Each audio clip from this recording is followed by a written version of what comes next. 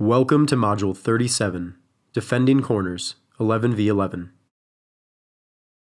There are three general ways to defend corner kicks: zonal, man-to-man, and a combination of the two.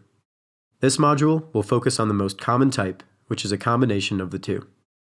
We won't over-focus on the exact setup, since each team will approach it differently, but instead focus on general roles and helpful guidelines, listed here.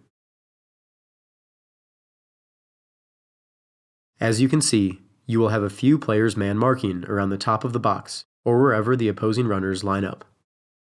In most cases, you will have one player, here, lined up outside of the near post, taking care of anything under hit or played short.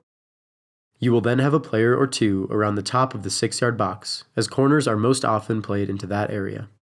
In some cases, a team will send one of these players up here to eliminate the short corner. Then, we see a player on the near post, responsible to keep anything out of the net that comes near post. Teams may not use players on the near post, or they may use players on both posts, so ask your coach how your team is set up. There will then be a player or two at the top of the box, and one player out of the frame who stays high to provide options in the counterattack. Of course, if you are holding a lead, that player may be asked to help out defensively. Now let's watch some film and learn how to execute.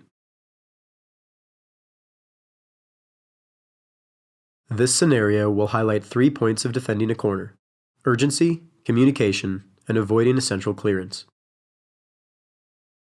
The blue team is defending, and they seem to be well set up. However, watch as this player at the top of the box is called back to pick up a runner, a result of the blue team not being proactive and quick to set up.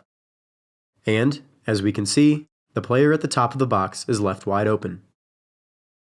As we resume, we see the last point, which is avoiding a central clearance. While the blue team does a decent job of sprinting out to shut it down, the player does still have a good look on goal. Again, this is a result of 3 key things: a lack of urgency in setup, insufficient communication, and a poorly cleared ball.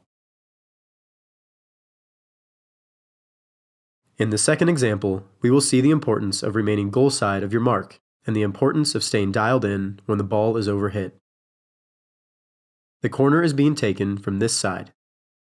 Keep your eye on this attacker for the blue team. As the ball is played in, we can see that it has been overhit, and the attacker for blue is able to get his head on it. Now, keep your eye on this player. As we mentioned, players should be goal side of their marks and be aware of overhit corners being sent back across the face of goal.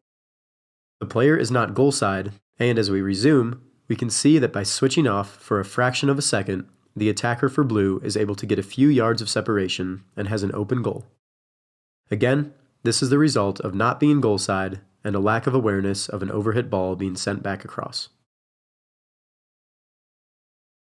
In this last example, we will see a good display of players taking ownership of their role and being quick on the counterattack.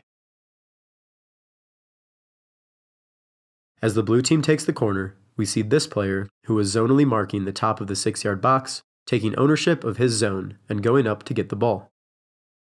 Although the clearance was a bit more central than is preferred, watch how the white team recognizes that the counterattack could be on, and as we see, is aggressive in regaining possession, leading to what at this moment is a 2 versus 1 matchup. So, while each team might have specific ways of setting up, these strategies can be used to defend any corner kick. Move on to the lesson to work through some examples for yourself.